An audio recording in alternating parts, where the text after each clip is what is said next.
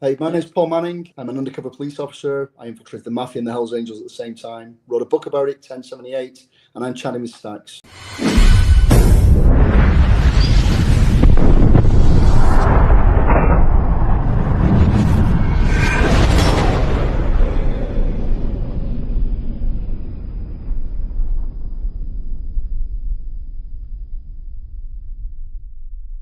Welcome to this episode of Chatting with Staxx. I'm your host, Bill Staxx, and today I got Paul. So we get in and we drive. And I'm giving commentary as we're going because we've never been this way. Why are we going north on James Street? Why are we turning left on Smith Street? Why are we going right on Robert Street? I'm giving commentary so that they can hear on the wire. And he's getting really suspicious. Not of me, but he seems suspicious. And then he drives down the street and he reverses all the way down the street, the entire street. And that's an anti-surveillance move, okay? And then he turns right, and then he turns left, and I'm starting to get a bit worried now. And then he turns into a harbour area.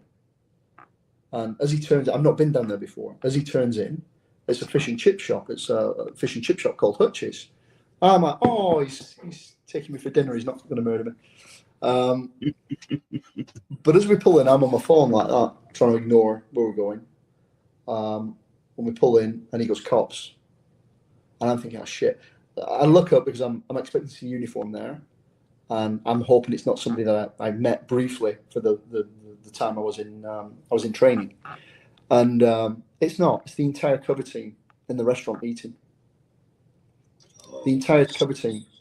And he turned to me, he looked at me, and he went, you really don't fucking like them, do you? I went, no, I could literally beat the shit out of those fucking now. And it was the truth. They just abandoned the post. They didn't give a shit. So it got to debrief, and I'm like, I'm the probationer. Okay, I'm still a sergeant in the Met, but I'm the probationer here. Do you know what I mean? So it got to debrief. I'm like, just keep your mouth shut. Keep your mouth shut, do your job. And they started on me. And it turned really bad. It turned really nasty. Why? I think they said, well, why didn't you give us a heads up you were leaving? Well, there wasn't the opportunity, Bill. It wasn't there. Sometimes that happens. But you don't expect your cover team to be eating away from the post. So I said something like, why is it my fault you were having dinner with your girlfriends kind of thing? And it went really south really quickly. But I was to a stage then where I was more mobster than I was cop. I was more mobster than I was cop. I was more aggressive. I was more assertive when it came to parking spaces or restaurant tables or things like that. And these guys go into a restaurant, they're getting a table. You're giving them a table. It's not. It started to rub off on you, right? It did in a way, and there was never any kind of deprogramming. There's never any assistance afterwards, and I think I needed that because it got real dark for a long time. And when I went back to uniform, I didn't trust anybody, and it turns out the cover team have been going back. I think there was an element of jealousy as well, but the cover team were going back telling everyone what an asshole I was. And so when I got back to uniform and I started working with guys, they're like, I got told you're an asshole. You're okay. I'm like, no, I am an asshole, but I just want to work and go home, kind of thing. So they sort of destroyed the career before I even got started in uniform. And there were many attempts to get me to leave, and I think it's because there was so much corruption there. And I started to put the pieces together. I started to go out and interview people. I started to stop people that were mobsters and Hells Angels, and I'd pull them over and I'd ask them questions and just to gauge a reaction. And that's when I started to make extensive notes about corruption within Hamilton Police Service, and it was extensive. It was disgusting, but it came from that 1920s, 1930s period when all these guys were on the take anyway because they all worked for Al Capone. Because you think the mob just said no, the cops were turning a blind eye to everything that was going on. It's as simple as that.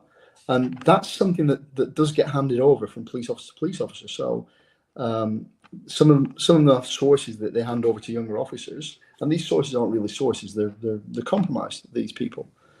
But yeah, it wasn't, we weren't a good employment fit. I don't lie, I don't cheat, definitely don't deal drugs. And I don't hit people for no reason.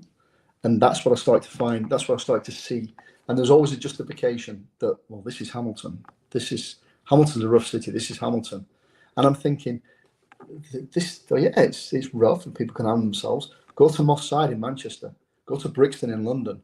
Those are rough cities. The difference is you've got guns. They don't have guns over there that stab you. So, and then south of the border, I mean, please, some of the cities south of the border, they make Hamilton look decidedly nice.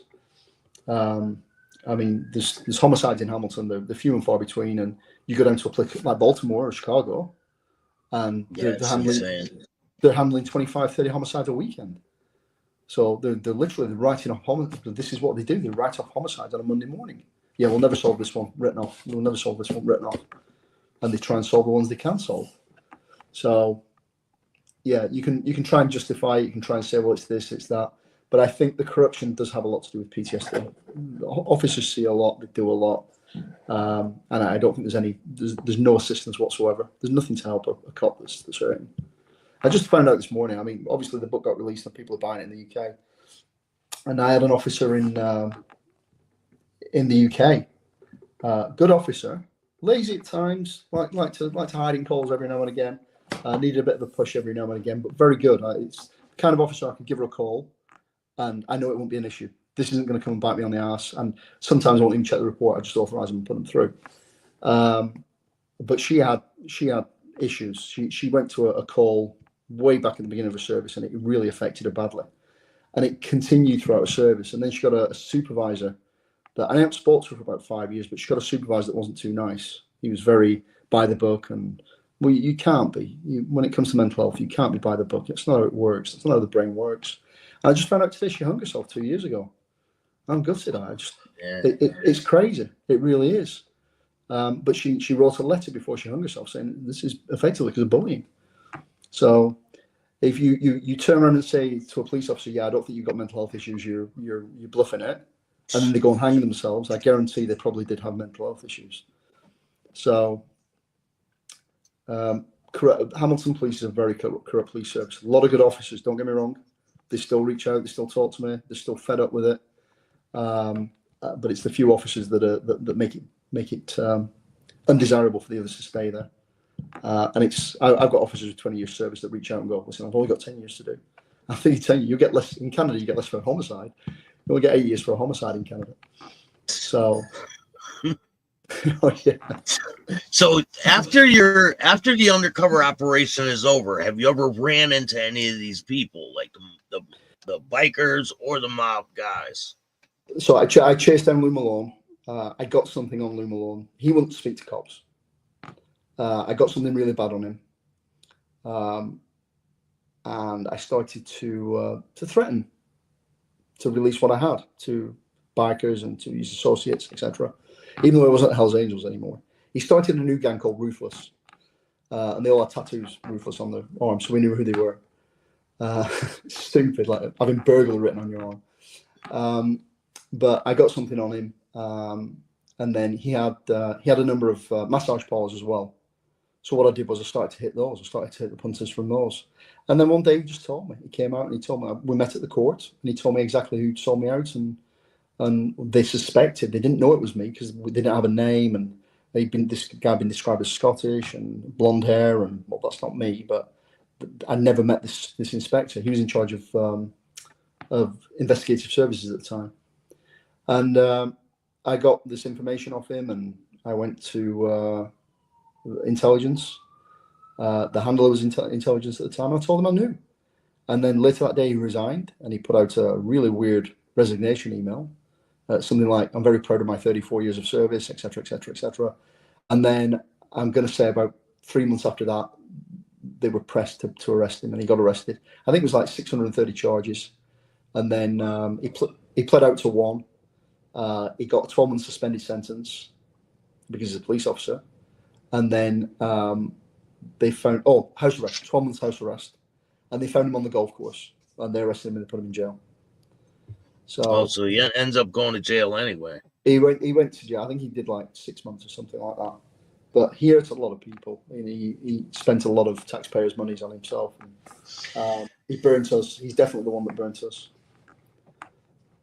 Now, do you still live in the same area? So my place is up in Niagara Falls. they know where it is. I mean, when I had the farm, I had a 42-acre farm in Hamilton. I had a guy that lived next door that was tied into the Italians, and then the president of the Hells Angels, his cousin lived across the road, and then 2 doors down was another Hells Angels sister.